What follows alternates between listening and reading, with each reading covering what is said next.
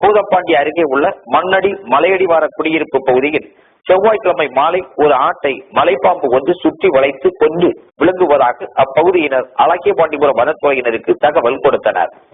அதைத் தொடர்ந்து வனச்சரகர் சுப்பிரமணியம், வனவர் ராமலிங்கம் மற்றும் ஊழியர்கள் சம்பவ இடத்திற்கு விரைந்து சென்று பார்த்தனர். அப்போது அந்த மலைப்பாம்பு சுமார் 15 கிலோ எடையுள்ள ஆட்டை விழுங்கியபடி கிடந்ததை கண்டனர்.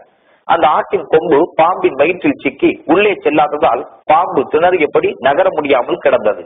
அந்த ராட்சத பாம்பு 26 அடி நீளமும் 45 கிலோ எடையுடனும் காணப்பட்டது. உடனே பொதுமக்கள் உதவியுடன் வனத்துறையினர் அந்த மலைப்பாம்பை தூக்கிய போது அது விழுங்கிய ஆட்டை கக்கிவிட்டது. இதன் பின்னர் அந்த மலைப்பாம்பை வனத்துறையினர் மீட்டு மாராமலையில் அடர்ந்த காட்டுப் பகுதியில் விட்டனர். இந்த பாம்பு 18 நாட்களுக்கு முன்பு இதே பகுதியில் 7 கிலோ எடையுள்ள ஒரு ஆட்டுக்குட்டியை விழுங்கியது. அப்பொழுது மக்கள் கூச்சலிட்ட போது அந்த பாம்பு அருகில் உள்ள பழையாற்றில் குதித்து தப்பிவிட்டது. தற்போது அந்த பாம்பு பெரிய ஆட்டை விழுங்க முயன்ற போது அது நகர முடியாமல் சிக்கி மாட்டிக்கொண்டது குறிப்பிடத்தக்கது.